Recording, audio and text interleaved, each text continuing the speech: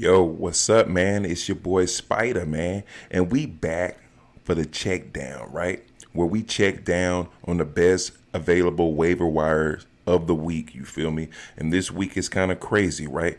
This week is kind of like a handcuff type of week. We're going to talk about handcuffs, some notable injuries, some waiver wire pickups that you guys need to target right now, and also, we're going to talk about how you can scheme and plan to get your way inside of the playoffs and what players that you need to probably have in order to break through into the playoffs. This is the check down. Check it out.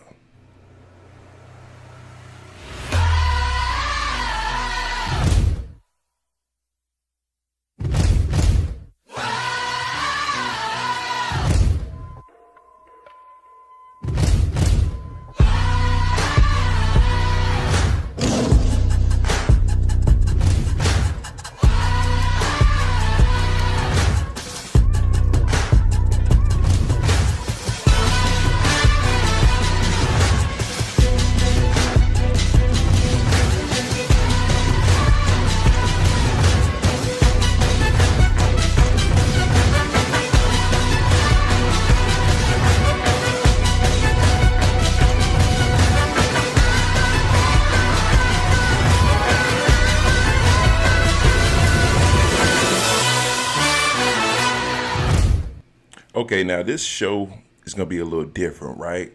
A little different because it's more about, since, the waiver wire is slim pickings right now. It's not a lot of people out there that you can trust, that you can grab, that you can say, yeah, this is my guy. He's going to give me some points this week.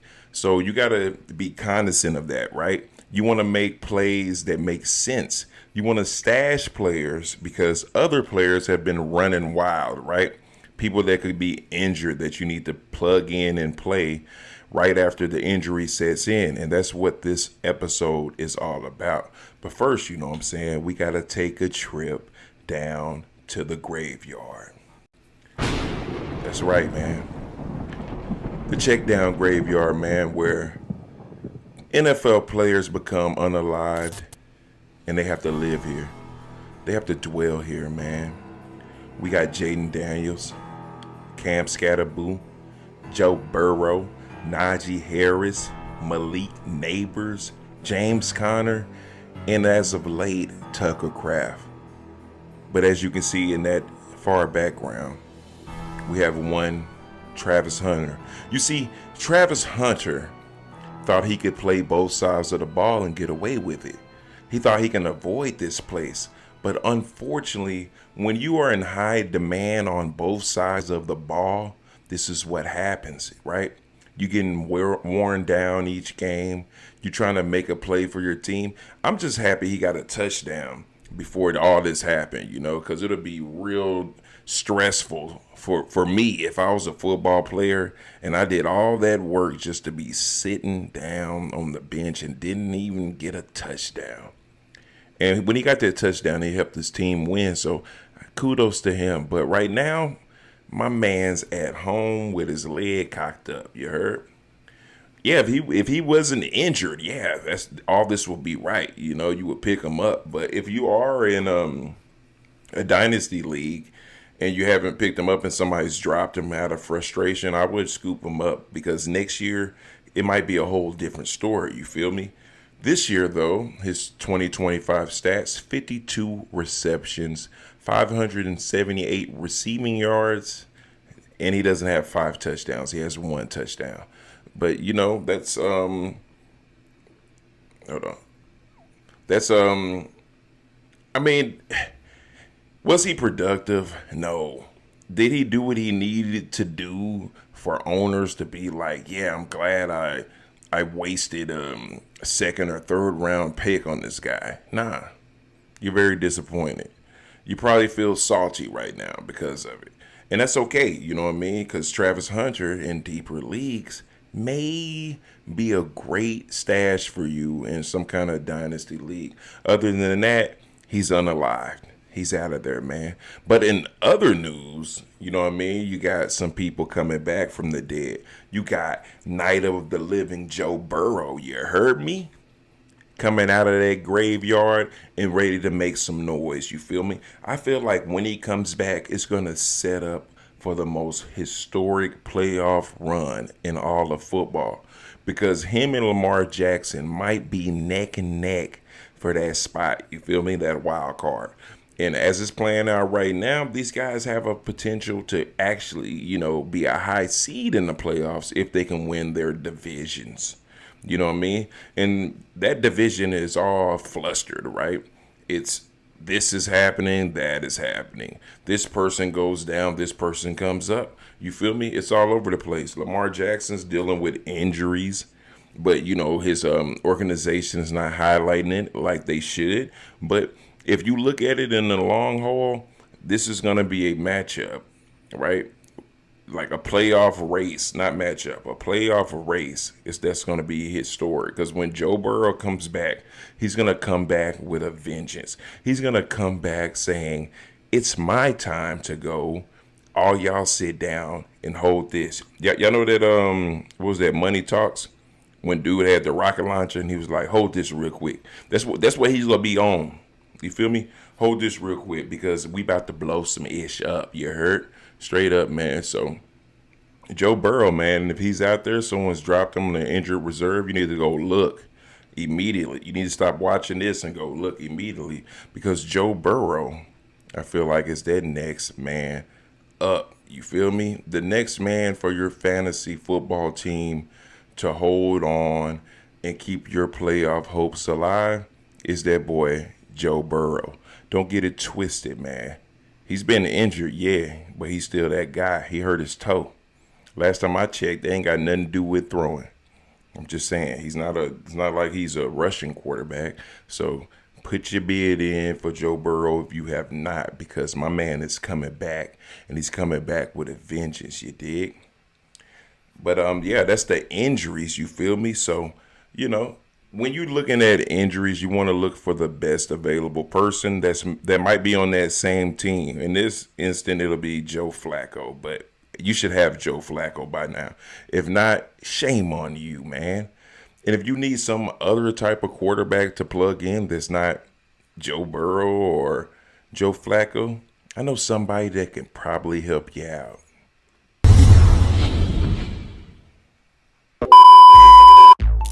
Football is money. Whether you're a diehard fan, fantasy manager, or just in it for the drama, we're here every week to bring you the action and analysis you crave. Plus, don't miss a beat.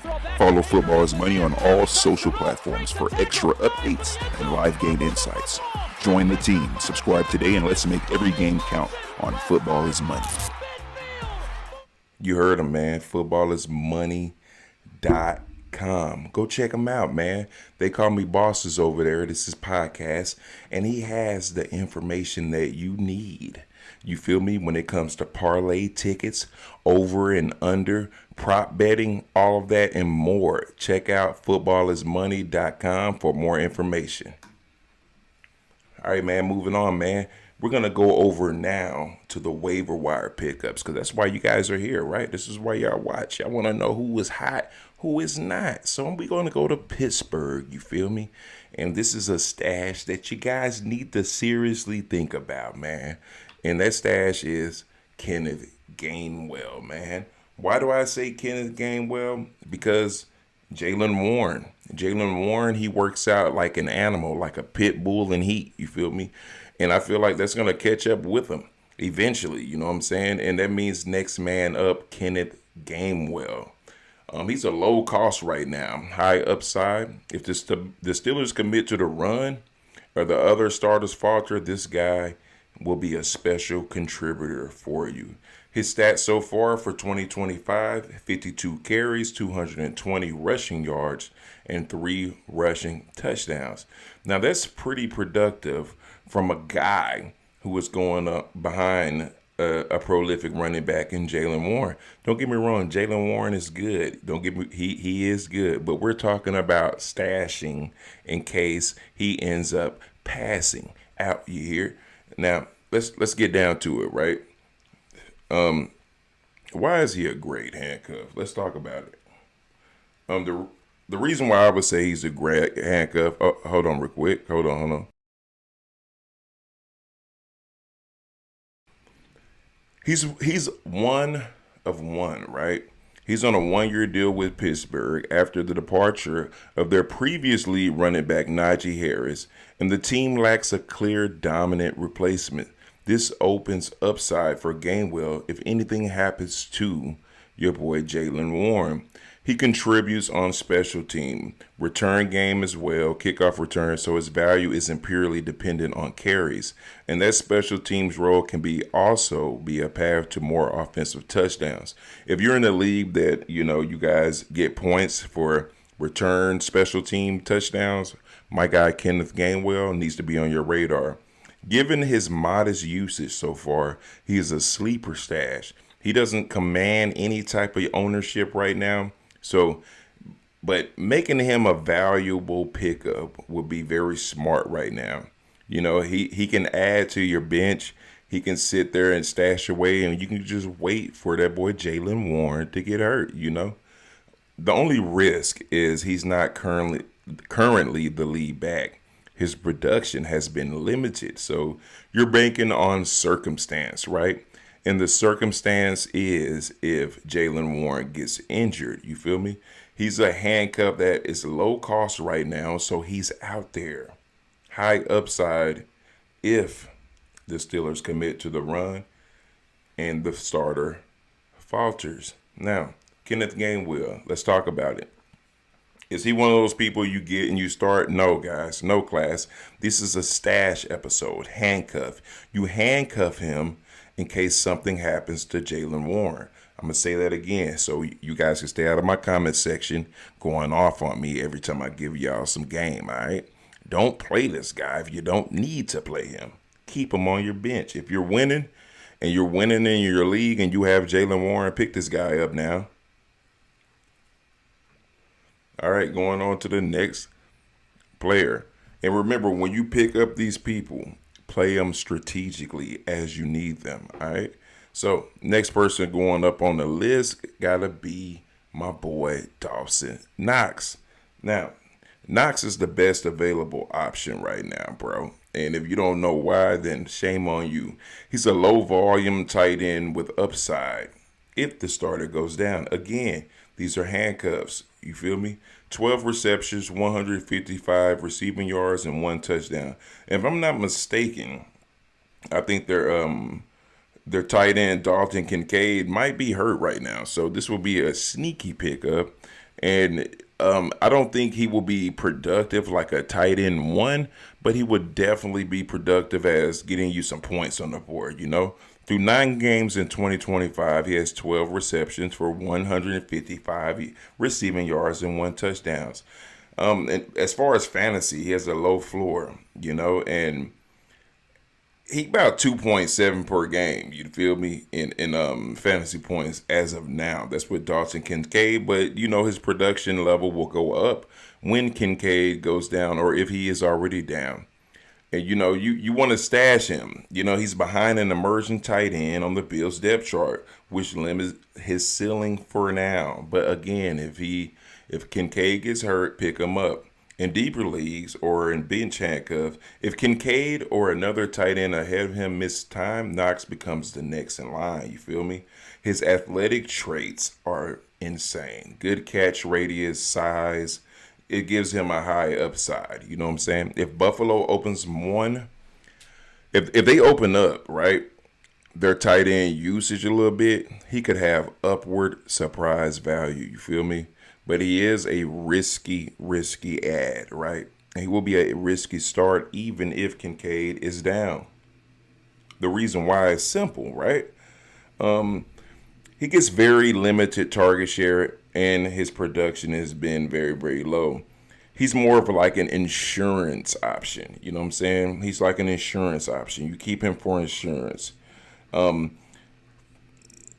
feel like if you're going to handcuff a tight end, Dawson Knox will be that guy, simply because Josh Allen, he likes to sprinkle things and he might get a little bit of that sugar.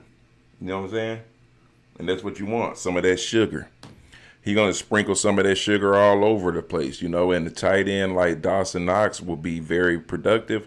And I think he would have capitalized off of that, you know. And if you don't think so, you can look at his numbers. His numbers have been on and off, but when Kincaid went down, it went up, skyrocketed compared to the norm, you know what I mean? So Dawson Knox, I say pick him up, you feel me? Next handcuff, man. This is the most obvious handcuff, man. And if you're watching this right now, you got to take this handcuff extraordinarily seriously, okay? Brian Robinson Jr., people. Bask in him. He's a top tier running back handcuff, dude. Off rip. Pick him up if you have Christian McCaffrey because he's an excellent handcuff, dude. Right now he has 49 carries for 238 rushing yards and 2 rushing touchdowns. You feel me? He was acquired by San Francisco and designated as the primary backup to star running back Christian McCaffrey. So when Christian McCaffrey goes down, which it will happen, we all know it's going to happen. We just counting down the days till it happens. Let's stop playing, all right? The depth chart is clear, too. He's a RB2 clear. You know what I'm saying?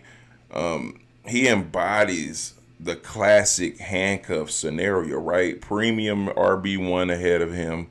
Like, if anything happens, he's definitely next in line. They've been using him reluctantly over the last 2 weeks. That's how he got these touchdowns. Now, pay attention to Brian Robinson Jr.'s health as well because he's also prone to get injured. So you want to make sure you pick him up with caution. Do not start him at all. At all. Don't start my man. Leave him exactly where he's at.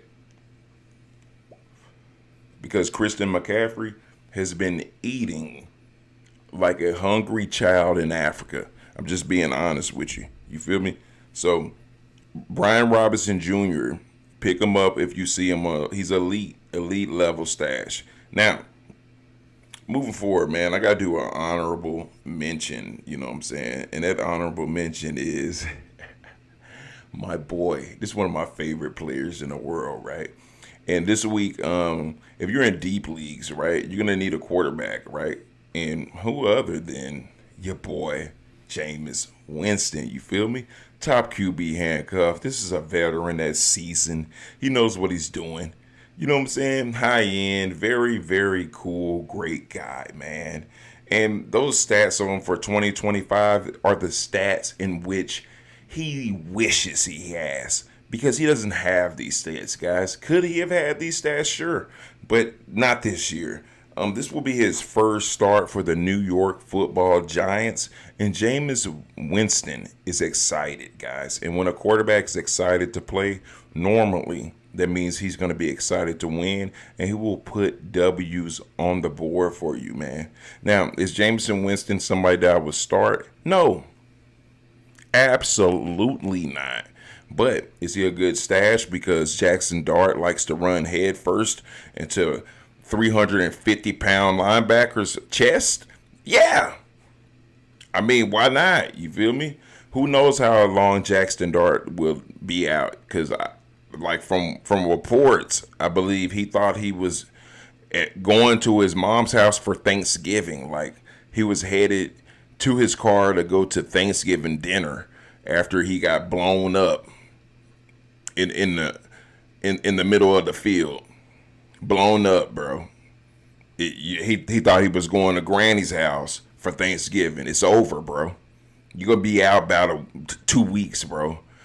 At least 2 weeks. This is the first week. Let's see if he makes it to the second week, man. If not, Jameis Winston. Pick him up, bro. Pick him up. Why not? He's a veteran. He's known to get the job done, bro. So, if he's out there, cop him, man. And there you have it, man. That is the handcuff session of the check down waiver wire ads for week 11, man. I appreciate you guys for watching. Stay tuned for next week because next week is also going to be similar. As you can see, The waiver wire pool is very, very slim unless you're in deeper leagues. So it's not much you can do at this moment. You just need to know who you need to start versus who you need to sit. So going forward, in the weeks going forward, we're going to focus on the starts versus the sits rather than the waiver wire ads. You feel me? And if there are some waiver wire ads that are on there that are notable that we need to engage in and we need to talk about, then we shall. This is the check down. Check it out.